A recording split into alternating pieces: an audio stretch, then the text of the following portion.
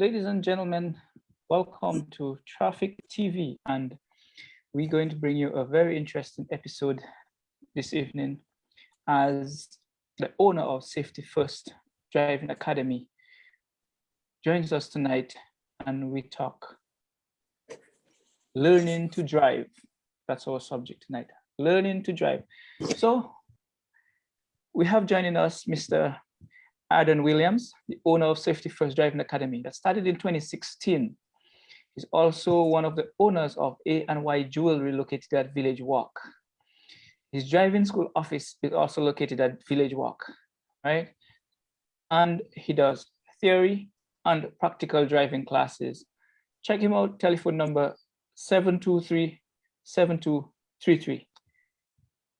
Again, ladies and gentlemen, I have to let you all know that tonight we're going to be discussing learning to drive. That's our subject. We complain about collisions on our roads and all the different things that happen on our road that we're not satisfied with. So tonight, we're going to look at learning to drive. One of the individuals who you would have seen is very vocal on social media advertising his new students, passing in flying colors and doing well. So tonight he's here to tell us some of the things that you need to know when you're going to learn to drive. And we must understand that driving is also something that you continue to do. It's not getting a driver's license doesn't mean you can drive. You actually, that's just permitting you to be on the road and oftentimes annoy some other people until some other person come and start annoying us, right? So without further ado, I just want to let you guys know that this program is brought to you by the kind compliments of State Insurance Company Limited, putting you in a better state of mind on Operate Cliff Street. They provide you with all forms of policy for your insurance policy. And also remember, comprehensive insurance, always the better policy to have. Disaster, of course, property, you have all those kind of insurance. Check them out on Operate Cliff Street, State Insurance Company. Not leaving out signs and impression, the quick print people, signs and impression, anything you want to print. They also have in-house graphic designers. So just give them an idea, they will generate something for you. Signs and impressions, Operate Cliff Street, also the quick print people. Oh my gosh, this is keep on working on my tongue. Adam, welcome to Traffic TV. Good night. Hi, Neville. Thank you for having me. Appreciate it. Yes, go ahead. Two persons have already said. One person said he's the best instructor. Another person said best instructor in the Caribbean. Oh Lord, I don't know about that. Okay. Thank you. Best instructor in the Caribbean. Your bio said you started in 2016. That's right. That's give and take 4.5 years. Yeah, just about the end of 2016, actually. So that would be a major accomplishment for. I'm guessing that it's a client would say best instructor in the Caribbean. So that's a big feather in your cap. Congratulations to you. Thank you very much. So let's get the ball rolling. Mr. Williams, sure. What made you make that move into that particular business? Sure. A few years ago, I was dating somebody, and she didn't know how to drive. You were what? So she didn't know how to drive at the time. Oh. So I was trying to help her get her license, and what had happened is that I would take her in my car, we'd do some driving around, and even a couple of times that she actually drove off the road into some grass and everything. And I was just like, okay, cool it, no worries. We didn't hit anything, we didn't damage any property. We're good to go. The car's not damaged. Let's continue. after a few lessons, she was like, you know, Arden, it's actually, what she said? You know, it's freaking me out. How come you're not freaking out? Because Ah, most guys, they don't, I mean, when they're teaching their wives or their girlfriends, they get very impatient. So someone told me, well, you know, if you're dating somebody and you're teaching them to drive and you're not being impatient with them as driving, maybe you should become a driving instructor. So I started thinking about it. And I said, you know something? That might be a nice little niche for me to get into. So I figured, let me just go for it and see what I can do with it. that's a Also, nice. That's a pretty interesting story of how it came about, eh? yeah, the thing is too is that I used to drive. I used to live in Miami, and I realized I had to, you know, okay, yes, granted, I didn't become the best instructor in the Caribbean by being perfect all the time. I did get my share of tickets and whatnot, and I remember I had to take a course to avoid getting points on my license. It was a defensive driving course. And when I took the course, it was 4 hours each night for 2 nights. And when I finished the course, I was like, I could not believe how much I didn't know. And I was driving for about 10 years at that time. So I was like, so also all of that was part and parcel of the whole getting the, you know, that made me move into this business. You know, I strongly believe defensive driving is either not being practiced or not being taught, and hence the Right. reason why we have the high, our figures, our collision figures are where they are. Mm-hmm. And I think that part that you brought up with defensive driving, Right. if it's not an asset to you, Mm-hmm. or if you don't think it's an asset to you, it definitely is, Yes, because it is. there are lots of persons who just doesn't have that capacity, whether to make it work when they're behind the wheel. Right. And freaking Right. out is one of the easiest thing for most drivers to do. Freak out. That's true. That's right. That's right. So the business started. Yes. What motivates you? What keep you going? Well, what motivates me is I like working with people, and I like being able to teach them certain things to be able to help them remain safe on the road.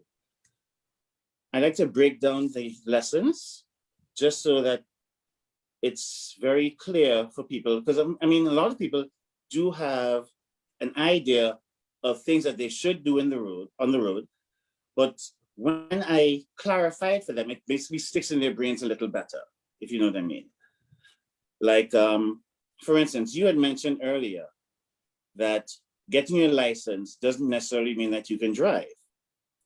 I like to tell my students that getting a driver's license, it's like when a doctor or a lawyer, they get their license to practice medicine or law. The Pick doctor right has there. You know, I actually is of the opinion that they need to stop calling it a driver's license and call it a license to practice driving, or something That's to right. reflect Like exactly a what it does. because like a doctor or a lawyer, a doctor, he has a license to practice medicine. A lawyer has a license to practice law. Actually, I should say, doctor has a license to practice safe medicine. Lawyer has a license to practice the good law. A driver gets a license to practice safe driving habits. Because I always say, when a doctor or a lawyer mess up, it's called malpractice. Correct. And it's the same thing with us, driving on the road. A lot of people get into accidents. That's malpractice, pretty much. Interesting talk here. Interesting. So you would say there are a lot of persons doing malpractice. Well, I know that I know that I'm also qualified to teach defensive driving seminar through the National Safety Council. I got certified in Trinidad, and I teach the defensive driving for the left side of the road, which was actually orchestrated first in Trinidad and Tobago. So I got certified for that, and I teach that here right now too. So defensive driving is part of your how would they call it? My Part of your repertoire. program. That's correct. That's part correct. of your driving program. That's right. Which brings the thought, I wonder how many driving school or instructors have that as part of their program. Well, as far as I know, I'm the only one in Antigua who's certified with National Safety Council. So you got a big diploma. Okay, Pretty much. I can see why that Caribbean thing came into play now. All right, you're original. So what we're gonna do now, right? Mm-hmm. Take us through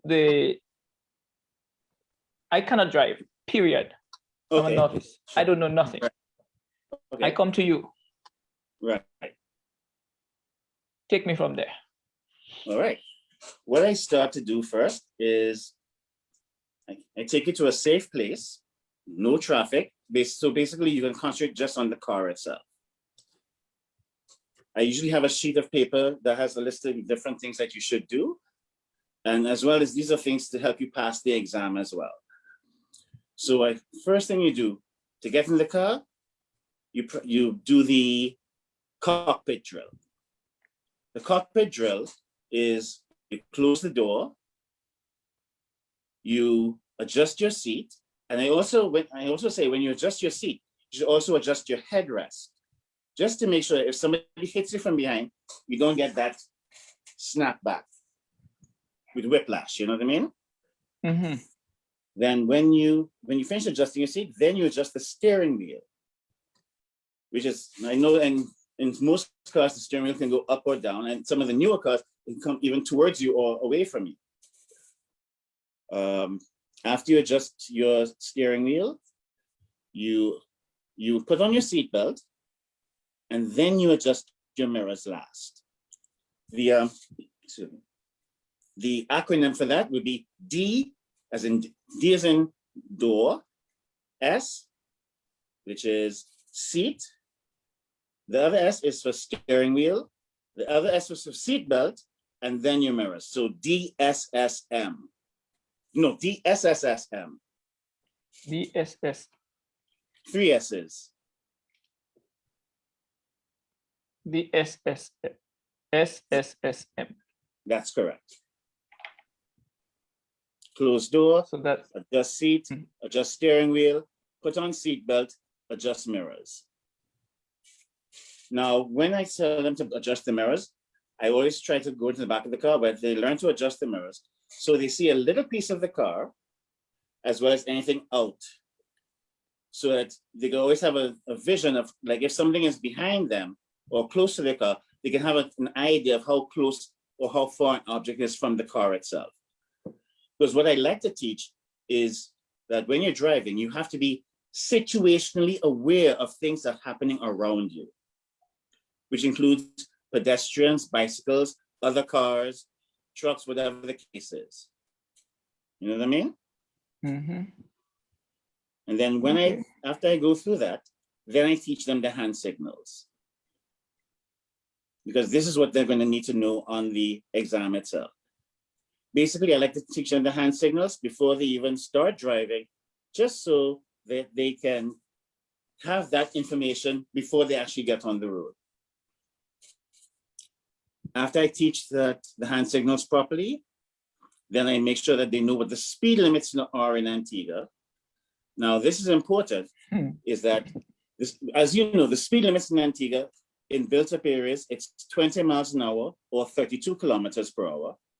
On the highway, it's 40 miles an hour or 64 kilometers per hour. Now, I don't just like to just teach them that. I like to ask them, well, why should you know both miles per hour and kilometers per hour?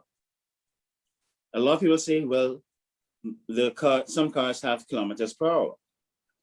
And I said, well, that's only half the answer, because the other half of the answer is speed limits in Antigua are posted in miles per hour.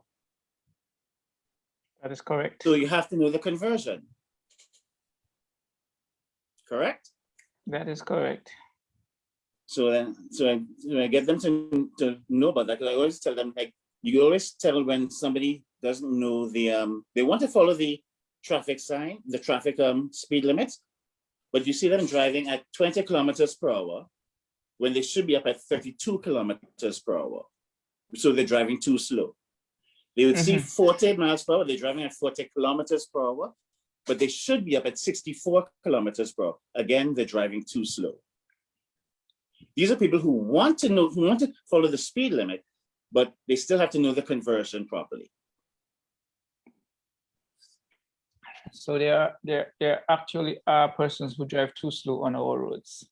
We just want to Some of them, yeah. We just want to let the audience know that in Antigua, even if we don't have a minimum speed limit, there are some persons who actually drive too slow on the road. And when that happens, it creates a backup. And when it creates a backup, it also contributes to what we call road rage, where persons try to overtake a number of vehicles to get ahead, to bypass what they would deem an obstacle in the path, and that kind of stuff. So as we go along, I seem to kind of bending into the agreement of how you become the best in the Caribbean. Right, I'm not even finished. I haven't even finished the first day yet. Well, feel free, continue. After I make sure they know what the speed limits are, then we go through what MSM is: checking your mirrors, signaling, and then maneuvering. Correct? So I always say MSM is mirror, signal, maneuver. You check your mirrors first to see how your actions will affect drivers behind you. And then you signal. Now, I always tell my students this. I teach them 7-hand signal. However, as the car is going forward, the car itself gives 4 signals: left turn, right turn, using your hazard lights, and also when you hit the brakes, the stop lights come up in the back. So as the car is going forward, the car itself gives 4 signals: left turn, right turn, hazard, and stop. Adam, Right. So safety first driving school teaches persons the proper use of their what we call indicators and the usage thereof. I'm just trying to figure out how and why so many drivers don't use it on a normal basis. I guess you'll have to ask them. Anyway, carry on. Let's go. Yes. So I was saying, for the third part, for a maneuver, I always say, you make your maneuver. And a lot of people used to say, make your maneuver when it's safe to do so. But I always like to say, make your maneuver once it's safe and legal. Like, for instance, you could be safe but not legal. An example I like to tell them. Let's say you're driving Factory Road going towards Independence. You have a red light. It's a Sunday morning, 6, 7 o'clock in the morning. You look on the road, no cars, no traffic, no pedestrians. And you figure, okay, you know what? I'm just gonna go ahead. It's safe to go, but not legal to go. Understand? And then after I finish that, what I like to do is to show the person where the blind spots around the car are. Things that you should be aware of, basically around the car. And also the windscreen pillars, especially when you're approaching like right junctions, right turns, or the road turns to the right.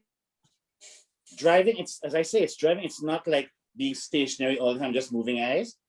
If you're coming up to a right bend in the road, I say it's okay to just lean over just to get a clearer view of the road as you're coming around the corner.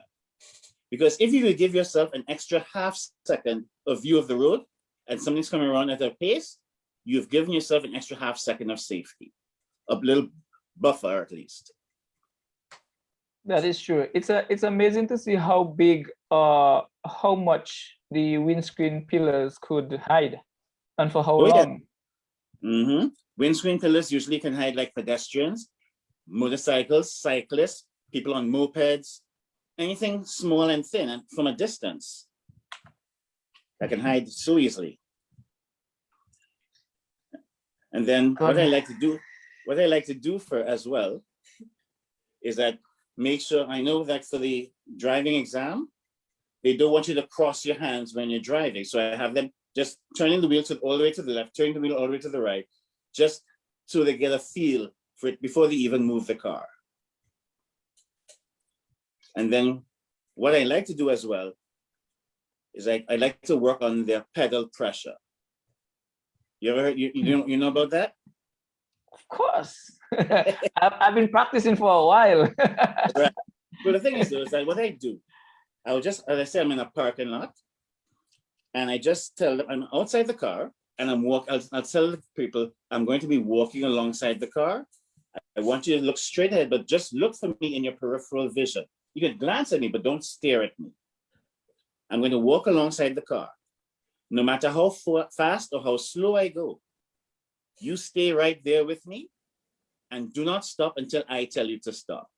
So basically, and we're just going to keep the car straight. So they don't have to worry about turning the wheel. They just want to keep the car straight and just concentrate on their feet or their foot really. So sometimes you walk quickly, so they have to press the accelerator a little bit, or they have to go very, very slowly. They have to just kind of creep the car alongside with me. So they have an idea of how fast or how slow they should control the car. Because my thing is, I want them to drive the car. I don't want the car to drive them. And usually for us when we were younger, the car was driving us for the first 6 months. Well, I will tell you, I didn't really learn anything about pedal pressure until after I got my driver's license. Right. It wasn't really it wasn't really thought of then. It was just something you just do. I mean, you accelerate, you brake, you clutch if you have to, and there's nothing much about it. There's nothing to talk about it or anything like that. Mm-hmm. And like how you're putting it now, that where you're saying it is actually a feature and it is something that you should be aware of. Mm-hmm. And I think all that helps with especially new drivers and some older drivers who who think that they have it. Mm-hmm. Because I like to look for the example is that, okay, say you happen to be driving and it's carnival time. You might see a set of revelers on the road. You don't want to mash the gas and knock people down, but you just want to be able to inch slowly with them and hopefully they get out the way. Just in case, it's just a worst case scenario, but I want to make them aware that this is how slow that you can go. Good stuff. Good stuff. Yeah. After I do that, I also have to help them to practice their reversing as well. So we go forward, and then when they reverse, I teach them the proper procedure how to reverse, but I also walk alongside the car so that even when they're looking back, they have to stay with me so the car doesn't go out of control. Because it's one thing to use pedal pressure going forward, but it's another thing trying to look back and using the pedal pressure going backwards as well. So it's like trying to make them aware of both directions at least, and how to control the car. After I do that, what I do, I get into this, I say, okay, let's just go for a little little drive just straight around the park, like just going around a little block or something like that. I would get in the car and I would purposely not put on my seatbelt. I said, "You ready to go?" They're like, "Yeah, ready to go." As soon as they start driving, I'm like, "Okay, I'm sorry, you failed." And they're like, "Well, what happened?" I says, "Well, look at me. What am I not wearing?" They're like, "Shucks, your seatbelt." I said, "Yes, because what I like my drivers to know, from the time they get behind that wheel, they are the ones responsible for everyone's safety in the car. I tell them they are like a pilot of an airplane. If a passenger doesn't want to put on their seatbelt, they have every right to throw them out the car or say, 'I'm not going anywhere. I'm not driving until you put on your seatbelt or you get out the car.'" So That's perfectly basically right. they have some control. You know what I'm saying? So Yeah. that's basically what I teach in the first hour when somebody new comes to me. That's your first hour. That's the first hour. Okay. So after that first hour, they should start feeling something to get to Right. where they Exactly. want to go. Yeah. And So then I just do, yeah. Sorry, go ahead. driving is not that simple as a lot of us make it seem. Yeah, as I Because say, not point and click. yeah, whilst a lot of us behind the wheels and say, yeah, it's simple, maybe because we've been practicing for a number of years, Mm-hmm. the learning of the actual thing is not that simple. It has gone down into the nitty-gritty of the Right. entire process right now as Mm-hmm. vehicles evolve and they get faster, they get Yes. smaller, and Mm-hmm. all the different features, road features change, surface, Oh and yeah. all that changes that the driver himself or herself have to make adjustments to and be able to operate under those kind of conditions. That's right. Even That's right. atmospheric conditions has changed a lot within the past few years, and Well, we can see that. well, even I'll tell you, even in the defensive driving course I teach, I tell them that there is driving at night, driving in the rain is much different than driving in the daytime in good conditions. Because when you're driving in the rain or at night, they are basically those conditions, those are hazards on its own. You know what I mean? Yep. Everything changes, visibility, traction. Even if it's good weather at night, you will find some moisture, which will not be present during the day, during the That's sun. right. And I can tell you that even if it rains a little bit on the road, you still have to be extra careful because sometimes there may be a little oil on the road, which a little oil and water, if they mix on the road, it actually creates like a hydroplaning feature. So the tires are not actually touching the road, they're actually hydroplaning. So that means if your car is hydroplaning, you cannot stop.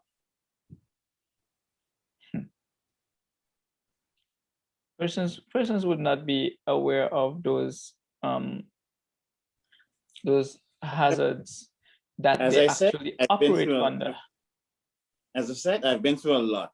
There was one time I was living in Miami, and sad to say, my tires were kind of bald.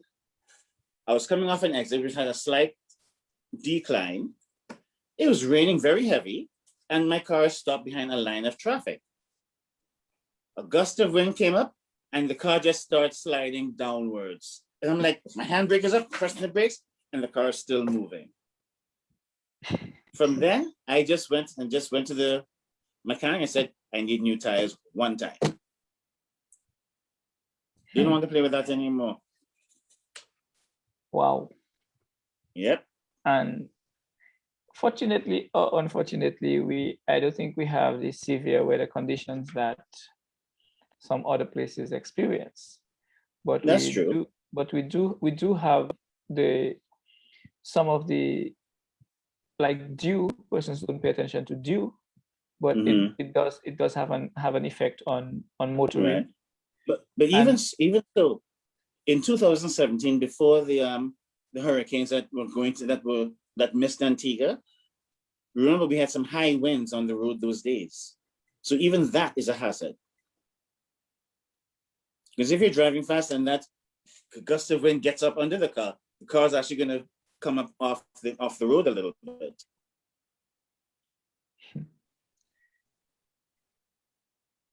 Safety first, driving academy. Okay. I'm getting more and more convinced about that Caribbean thing. By the end of it, I will be able to tell you if I am thoroughly convinced. All right. But we will see where that goes. Right. So you would have taken somebody from scratch to their license. That's right.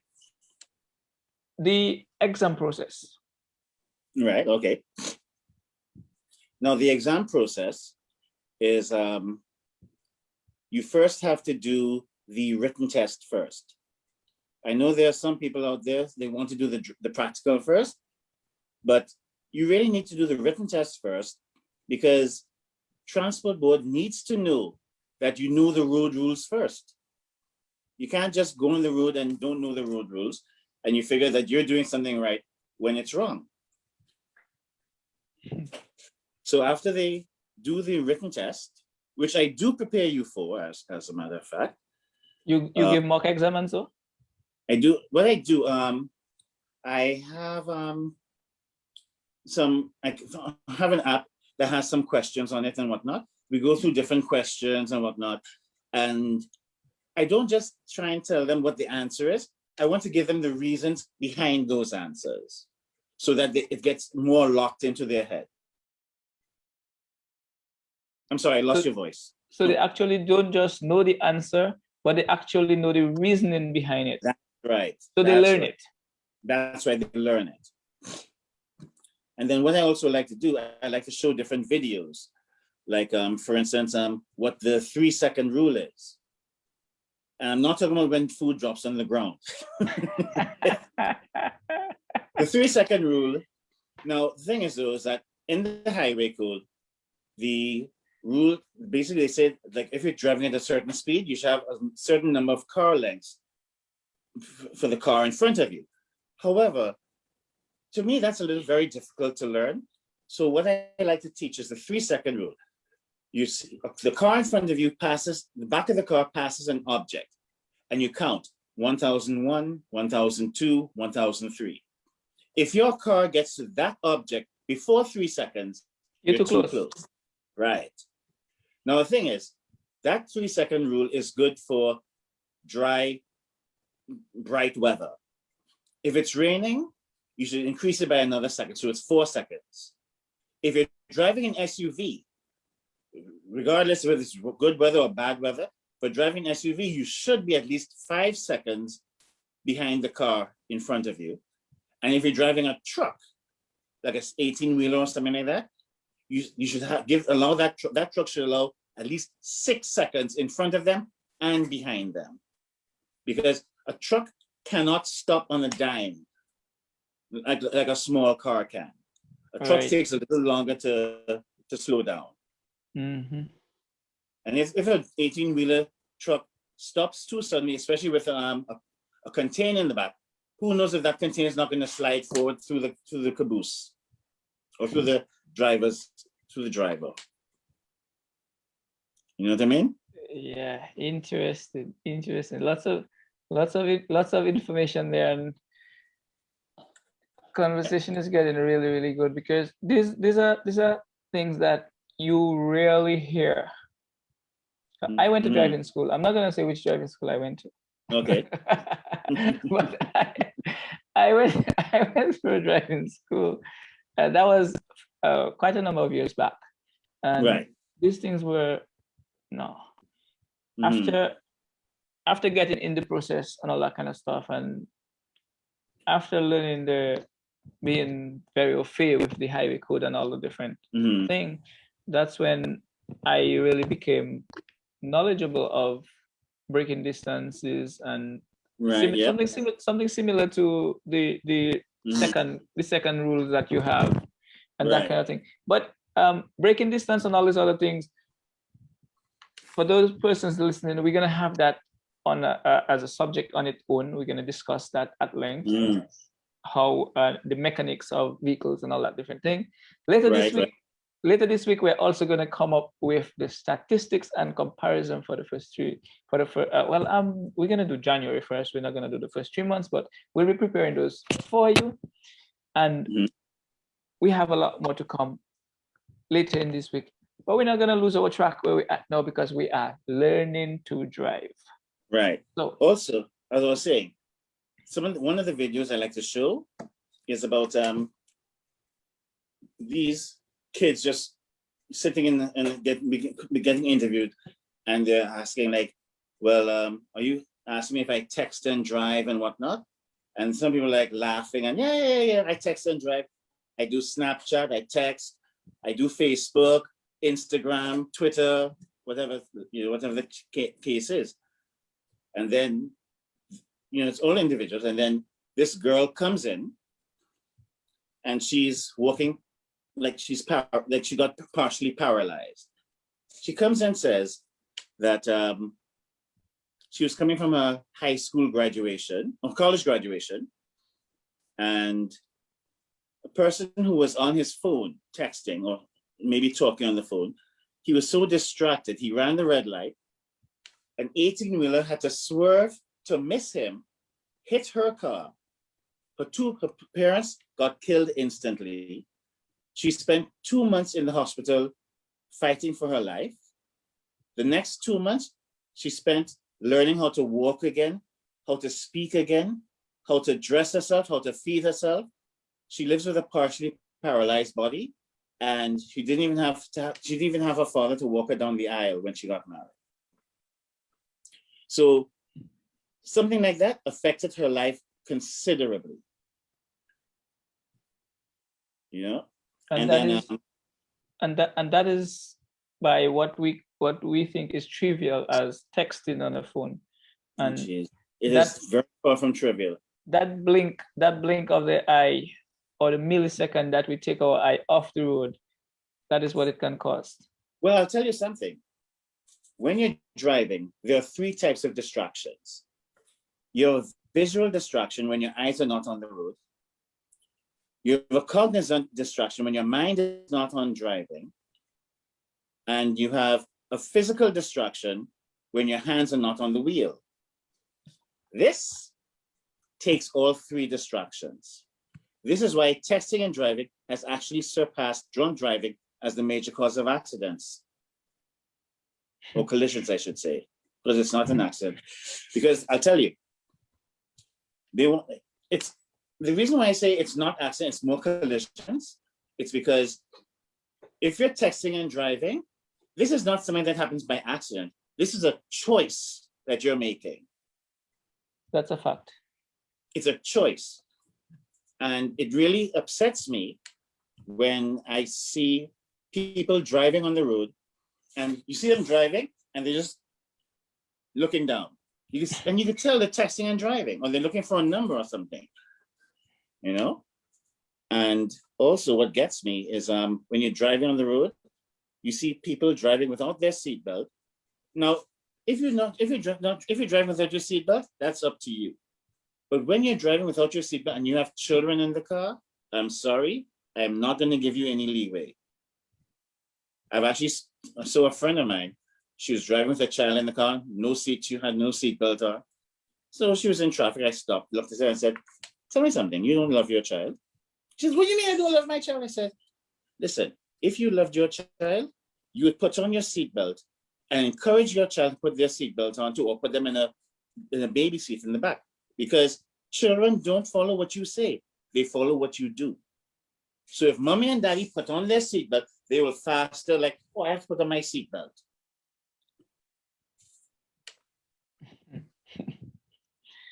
We have that growing habit. I'm not sure if it's growing, but it's becoming more visible with toddlers standing between seats, or young children on front seats. I've seen it. And all these effects. Again, that is another subject for another time. Well, I'll tell you something as well. Do you know the reason why children are not encouraged to be in the front seat? Because of their fragile build. Right, as well as the airbag when the airbag comes out. Yep. Now, the thing is, do you know how fast the airbag comes out?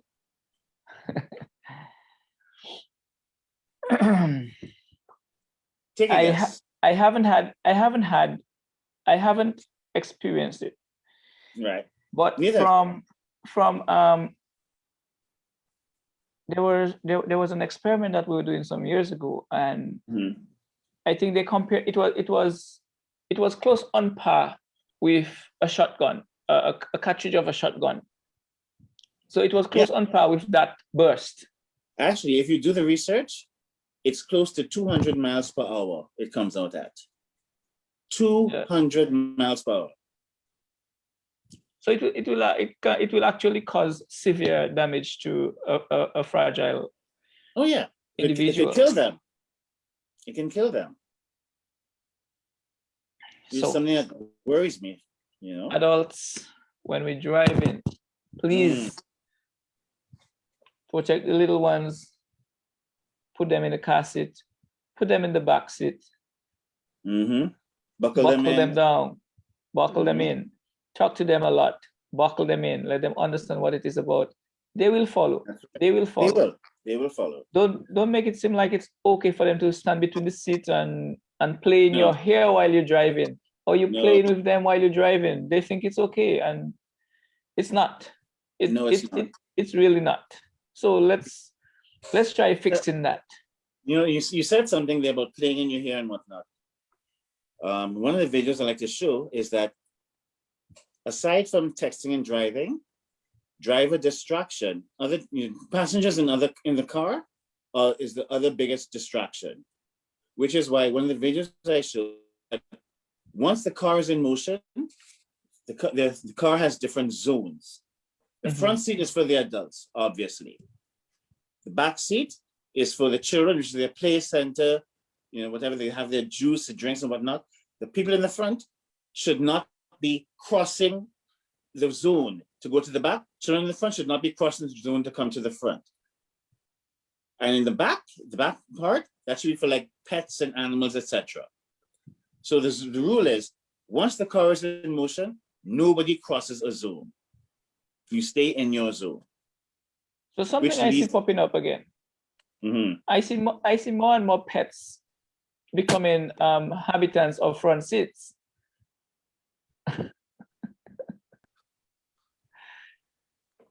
And I don't know where this is going or how fast or how bad it's going to be, but I see more and more pets becoming in front seats. So distracting. I see persons drive with dogs in their laps. And I've seen it too. It's very dangerous. Because the thing is, right, the people could say, you know something, I'm a very good driver. But there's somebody else who's not a good driver. They may hit them. Next thing you know, the airbag goes off. The dog is coming into the person's face. Dog might get their ribs cracked, get killed. Person breaks their nose, whatever the case is. I mean, and God knows what else can happen.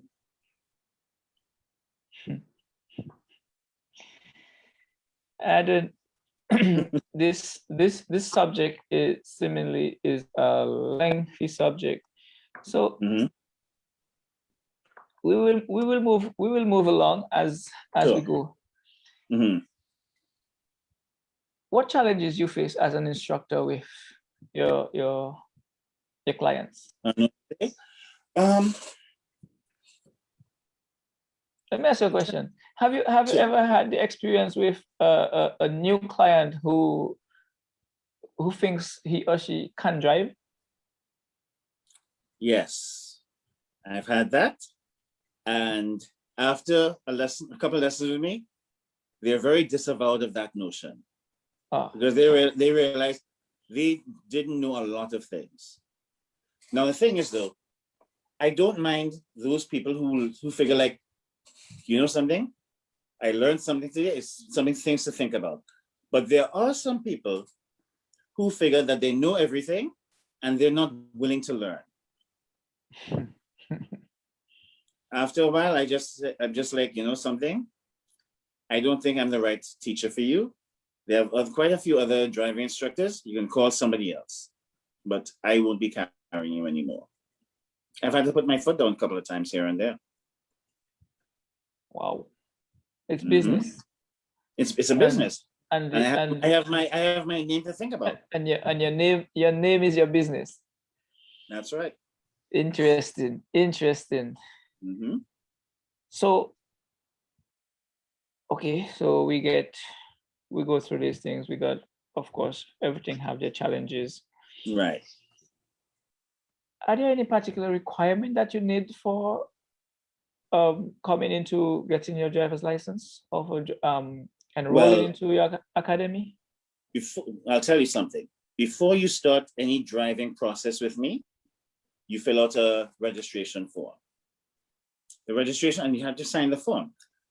Now, if you're 17 or lower, you sign it, but your parent must also sign it. Now, the thing is, when you're coming to classes with me, you must work with your highway code. Because I'm not going to remember everything to teach you on the road, but the highway code is there so that you can do reading up on things. If there's a certain situation that happens in the road, you can go back and research it to see exactly what the proper procedure is supposed to be.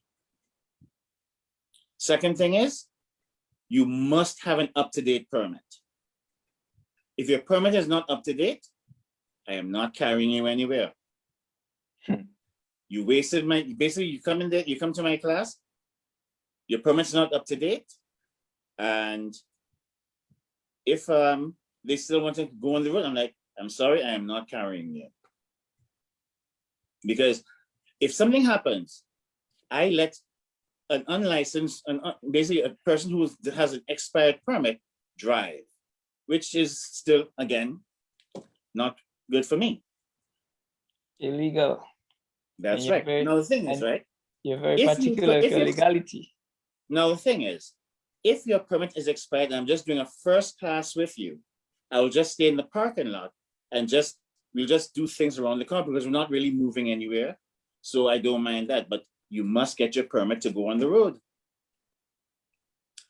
Another thing, no slippers, no high heel shoes. Oh. That's a little touchy thing there. You're treading on you're treading on thin line where a certain spectrum is concerned. Really? Well, I'll tell you. I was driving a couple of years ago on Airport Road. I was coming from the airport, past these gas stations, and then you know the curve that the road kind of curves to the right. After these, right. Going towards the airport. Yes. Coming from the airport, past these, and then the road kind of does a slight curve to the right, going towards Sprugo's gas station. Yes, it does. Yeah, it does. Right. So a few years ago, I was driving in that direction. I saw a post office van coming towards me, and there's a guy behind him ready to overtake him on that curve. He saw me, he tried to cut back in, he hit the back of the post office van. Post office van started swerving and then overturned a couple of times. This guy, when I asked my police, I asked him, well, what happened? Why were you speeding? And he was speeding heavily. So I asked him why he was speeding. He's like, first he says, oh, well, you know, his accelerator got stuck and he just came to the mechanic to get, it was supposed to be fixed and wasn't fixed. I'm like, That same evening, the evening news, they said his slipper got caught in the accelerator. So you tell me, why should I allow slippers in my car? Ah, yes, ladies and gentlemen. There are plenty of the driving schools there.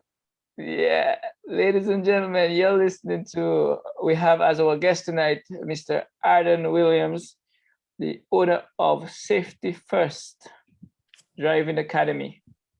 Yes, he seemed to be the one in the Caribbean now, huh? They say he's number one in the Caribbean. But Safety First Academy is located in Village Walk, the same premises as A&Y Jewelry. You can also contact them at 723-7233 or 723-SAFE. Adam Williams is with us giving us some insight on learning to drive. And this entire program, Traffic TV, is brought to you by our kind friends of Signs and Impressions, the quick print people on Upper Redcliffe Street. Of course, you want a mug, you want a calendar, you want a diary, you want a t-shirt, you want a cap, you want, name it, they print it. They do that quick. The quick also print. Also signs for the cars. Oh, of course, they do signs for everything. Also, we cannot go past state insurance. Insurance is everybody's business, and insurance is one of the best things that you can have. Check out the locally grown State Insurance Company Limited on Upper Redcliffe Street. Of course, they have a policy to fit everything. Let them know what you're up to. They most likely can design something for you and keep you feeling good, keep you living in a better state of mind. So we're going right back to Adam. And I want to ask you this question as an instructor and personal. What is the most important aspect of your teaching? Safety. Simple, one word. Safety. One word. Safety. Good. Listen, my thing is, Antigua is too small. When one person dies on the road, it affects too many people. Just one person. Too many people get affected. We need to try to save those lives.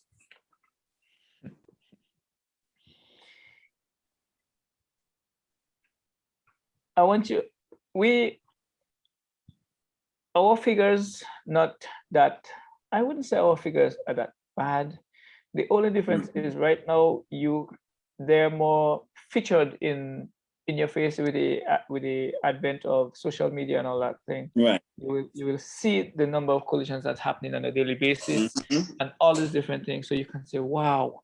But over a few years, we would have had quite a few numbers on a monthly basis that we always deem to be too many.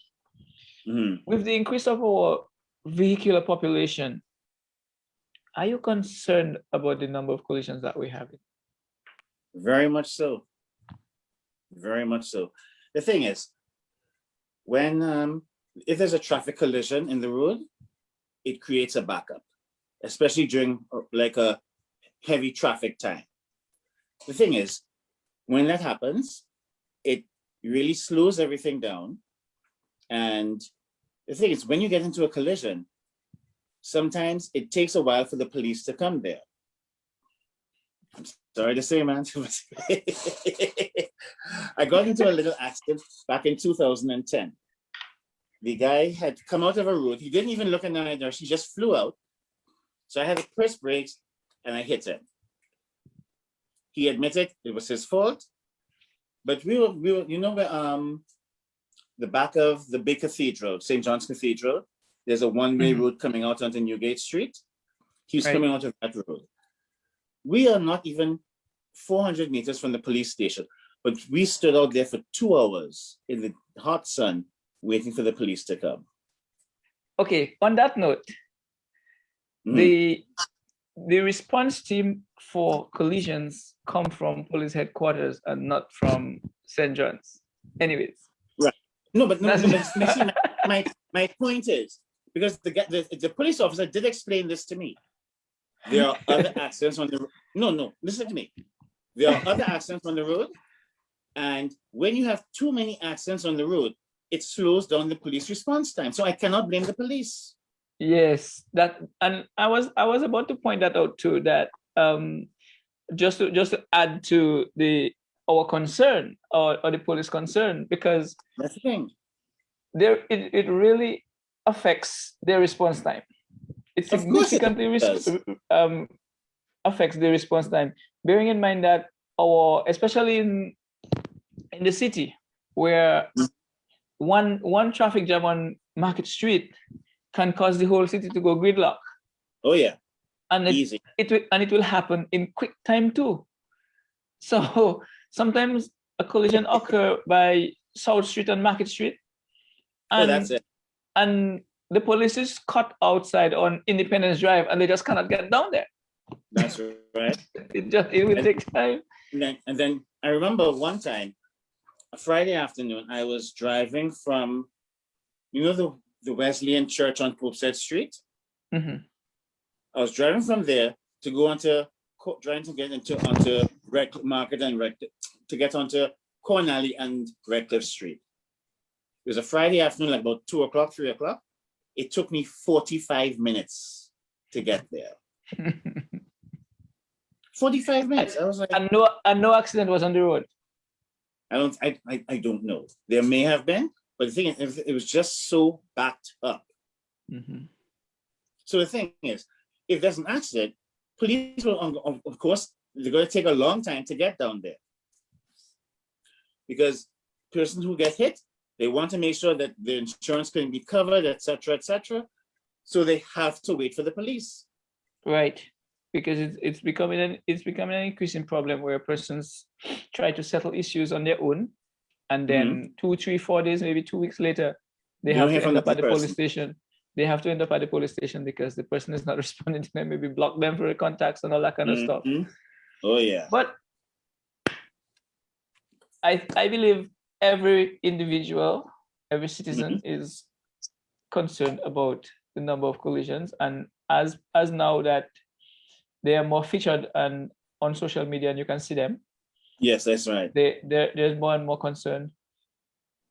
I'm hoping that the more we see them, that it would actually make us stop and think a bit as to how we use the road and what we do, where we do, when we do it on the roads.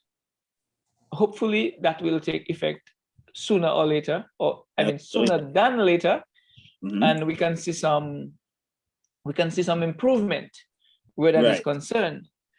But we're going to move into a little twist. How you like the new features on the 2 rehabilitated roads? We don't want to go in depth. We don't want to go in depth into it. I just want to know how you feel about it. Well, I feel okay with it because I used to drive in the States, so I'm used to double lanes. But the thing is, though, a lot of people don't know how to change lanes properly. And that is part of the problem with mirror maneuver over mirror indicate maneuver. Mirror signal maneuver, MSM. Yeah. So what I like to do, like for instance, let's say you're driving on Old Palm Road. You're coming towards Dee's gas station and you want to make that right turn. You're turning right into 2 lanes, correct? Correct. So which lane would you go into? Which lane should you go into, I should say? If you turn in right from Old Palm Road onto Airport Road, which is going towards Spruggles. Spruggle. Yeah, because remember it's a 2-lane highway now, 2-lane road that you're going up on. My preference, I would enter into the lane that is closest to me. That's correct. That is correct. Then people coming from and then switch if I need to. That's right. That is right. Because basically that other road is like people coming in from Pigot's, for instance, they would come into that lane closest to them as well. Right. That's exactly right. Now, if you want to switch lanes, you check your mirrors first, you indicate, and even though you're driving, you're going forward, you just do a quick check to make sure there's nobody in your blind spot, because I've had that happen in Miami. I would just check my mirrors, indicate, and then when I do this, there's a car Somebody's right in the blind right spot. there. Yeah. That shoot, so I have to like pull back over. So basically, I'm just teaching. So even if you're switching over, you just do a quick glance. Just make sure there's no car right here before you go from the left lane to the right lane, or vice versa. So you like the new feature? I like them too. I like that too. I like Honestly, them. I like do them. have to say, with the more roundabouts that we have, is actually created more of a flow of traffic. It eases the traffic. It eases the traffic because you don't have to be waiting at the stop light and the traffic just gets backed up for so long. The roundabout can just ease. Although I do have one problem with if I'm coming from the Governor General's house, coming around by YMCA, going towards where the Lions Den is, that is a really bad corner because you can't see any traffic coming from Fry's Hill roadside. You have to, and they're coming through pretty fast. Yeah, the entry, the southbound entry into that roundabout, the visual there is pretty short. Right. Yeah. That's the thing. And the thing is though, is that if they were driving at 20 miles an hour, it would be a lot easier for people to just keep it flowing. But when you have people just flying past and you cannot even get a little squeeze through, I'm not saying that you should squeeze through, but at least they could slow down enough for you to keep the traffic flowing. So to courtesy. We don't have the courtesy. We don't have courteous. Well, we have minimum courteous drivers on our roads, and sometimes I see them. Sometimes. No, I'll tell you what gets me though is that some people want to be courteous. Like say I'm coming from a side road onto a main road. If I'm making a right turn, these are people who are coming from.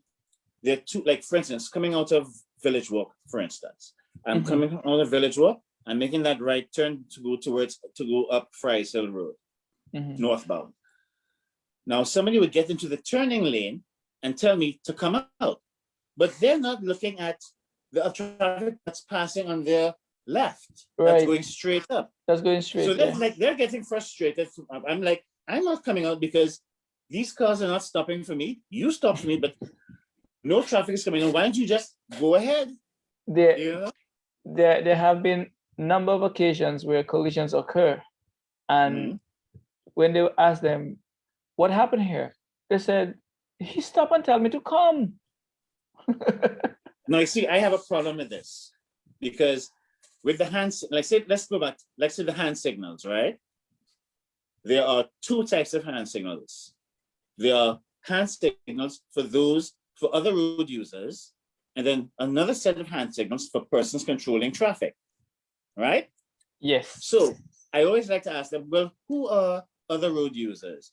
They would say, okay, pedestrians, other cars, trucks, bicycles, motorcycles, etc. Anybody else using the road. Then I ask them, well, who are the people controlling traffic? They're like police, traffic wardens, crossing guards, the people by the roadworks with the stop and go signs. Yeah.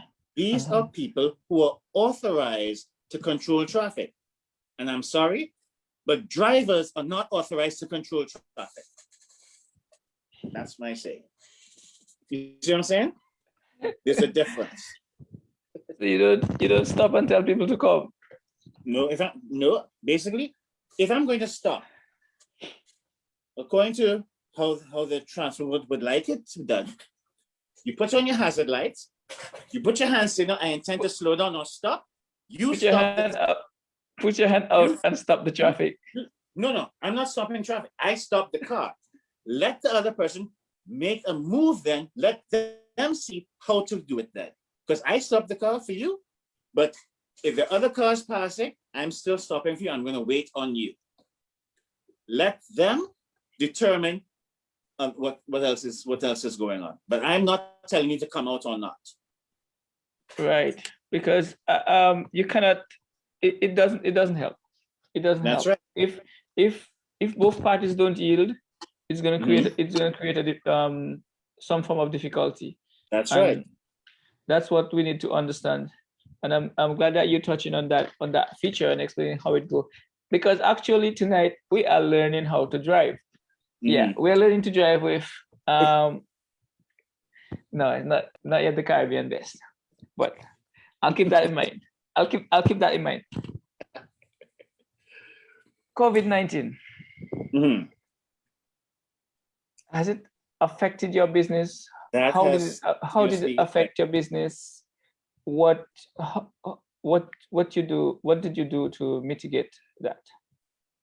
well, when we had the after we had the whole lockdown last year, when instructors wanted to get back on the road, because I mean for 6 weeks we weren't making any money whatsoever. Nobody was, except grocery stores and whatever the case is.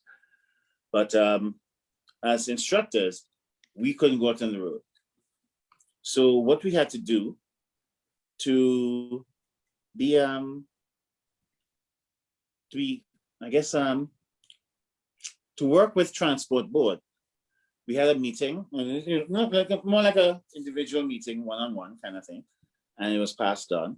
So what we decided to do, we had to put like a plastic barrier between the front seat and the back seat, so examiners can sit in the back without fear of COVID. For the front seat, we still have to wear a mask. Every time somebody comes in the car, we make sure the car is wiped down, like get one of these we call it the Fogging wipes. machines or something? No, Oh, the the wipes. Yeah, like the Lysol wipes or whatever the case is. Make sure the steering wheel is wiped down, the hand lever, the gear, the doors, to make sure that whatever the person can touch, all of that is wiped down. I know the plastic barriers in the back creates it was a little problematic on how to do it first, but we found some people to be able to help us out with that. Now the thing is though is that you cannot take an exam in a car that doesn't have a plastic barrier in it.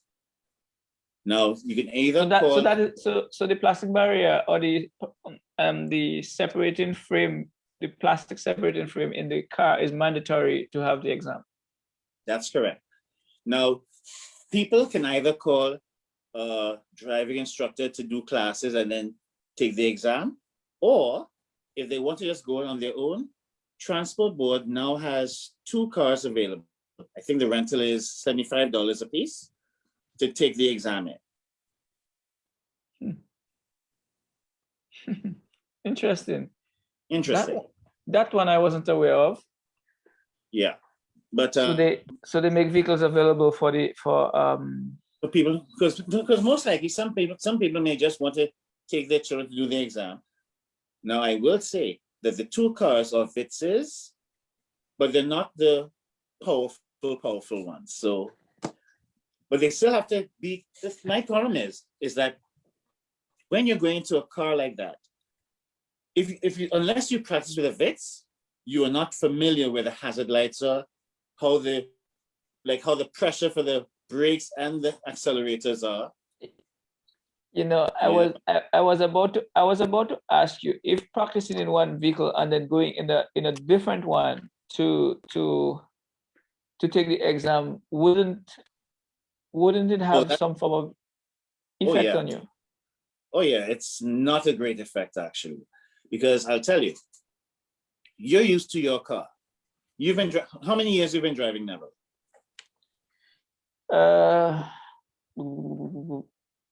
About 15, 16 years now. 15, 16 years, right? Yeah. And I can tell you, if you have to rent a car, you're going to take at least 10 minutes to figure out how the pedals are, where the indicators are, because some cars will have the indicator on the opposite side as well as the windshield wipers on the opposite side. So you have to know where these things are. It takes a little while to get used to where these, So then when you want to indicate, you're putting on your wiper and all that kind of nonsense. Exactly. You're like, gosh, bro, no. And then you're right on the junction and you indicate on your Your wiper goes on, like, oh no, No, not wrong way. again, not again.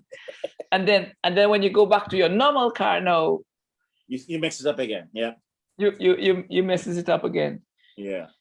But so in other words, you all presented a plan to transport board, and you all sat down and you all got it off and it worked. And Well, yeah, because transport called us and they said they want to know what we should do. So we all came up with this idea. I think transport actually came with the idea of the plastic coverings.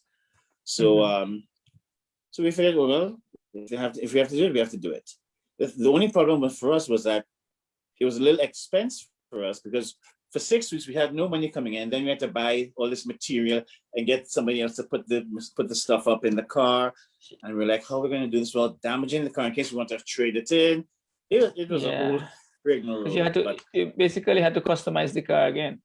Exactly. Right. Yeah. But we got it done, and it's working out pretty well, actually. Yes, ladies and gentlemen, tonight we are learning how to drive with Arden Williams, driving instructor of Safety First Driving Academy. Office located at Village Walk, and of course you can call 723-7233 if you want to contact him via telephone. Of course. Telephone. Actually, you use the same number for telephone, WhatsApp, Telegram, Signal. Oh, Telegram and Signal. That's right. Telegram, Signal. Hey, hold on. We're coming right to that. Ladies and gentlemen, you're watching Traffic TV, brought to you by the kind compliments of Signs and Impression, the quick print people up on Upper Redcliffe Street. As I stated earlier, and I will say it again, Signs and Impression, they print anything. Hey, my backdrop, Signs and Impression. Right. No. No, but I will show you something. Just give me a second. Listen, I have some fancy mugs here. I also have a magic mug that was done by Signs and Impression, right? Oh, and nice. The mug is black. The mug is black. And when you pour the hot stuff in it, it changes color. Nice. And you see what you see on my backdrop? Comes up on it. Okay. So like the regular mug that you have that say Dad or Happy Valentine's and that kind of stuff. Yes, I have that too. That costs only $20. If you want to support Traffic TV, link me up, purchase one. Also, we have the magic mug, which is only $30. That's a reduced price because it's a promotional item. Right. We're trying to make this thing work. But the magic mug, it's really, it's one of the best things you can have as a gift. And if you don't want a magic mug that says Traffic TV, you can get a magic mug that say Safety First Driving Academy. You can have that. You can put a car on it, and when you throw the hot coffee in there, you see everything just lights up like, that kind of thing. So, folks, check us out, Signs and Impressions on Upper Redcliffe Street. Of course, the quick print people, they make everything work for you. Not forgetting state insurance. Get all your policies. They make you live in a better state of mind. Listen, that speaks for itself. Yeah. That speaks for itself. So, Adam. Yes. Final words. Give us all your information. How to find you. Where to find it. Signal, Instagram. Hey, you do that. All right. You go through. Yeah. Your turn now. Blow out your adverts. All right. Well, Safety First Driving Academy. Phone number is 723-SAFE, which is 723-7233. I'm located in A&Y Jewelry in Village Walk. I have an office inside there. I usually pick up my students at either the public library or if they could meet me in Village Walk. Or if there's any other arrangements that we can make, we can do that. I'm on, as he said, well, you can reach me on telephone, WhatsApp, Signal, Telegram, as well as I have a link on LinkedIn, Facebook. I usually put my pictures, my passes there. Let me see if I pull up one time. Let's see here.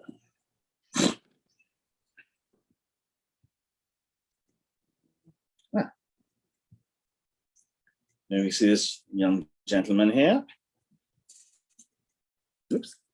No, it's like oh, the backdrop's kind of messing it up.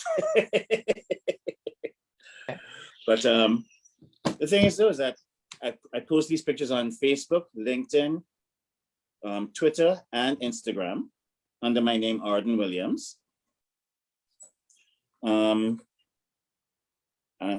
Yeah, and basically you can always call me for any information on prices, and I could send you, like if you send me your email address, I can send you a registration form by email, which has all my prices, as well as on the back of the sheet has a mention about what the defensive driving classes are about. So that what I do, I also have, like, I do individual classes for the driving. I could do individual classes for the theory. I also do like packages with the driving and theory, and also brand new packages, which include the practical driving, the theory driving, as well as the defensive driving classes, all in one. I was just about to ask you if the defensive driving is a separate feature on its own. Usually it's a separate feature on its own. That's right. Mm-hmm. Mm-hmm. So, ladies and gentlemen, there you have it. Learning how to drive on Traffic TV. Trust me. Yeah, I think you can be rated as, I'm not sure if it's the best in the Caribbean, but one of the best in the Caribbean. Well, thank you. I can probably take that. From the from that wide range of information that you're given, personal experience, well, professionally, I think you have some good ratings. I will give you some good ratings. I'll give you. Yeah. So yes, if you're not the best in the Caribbean, you're definitely one of the best. And defensive driving, persons need to learn defensive driving. I will encourage them. Learn defensive driving.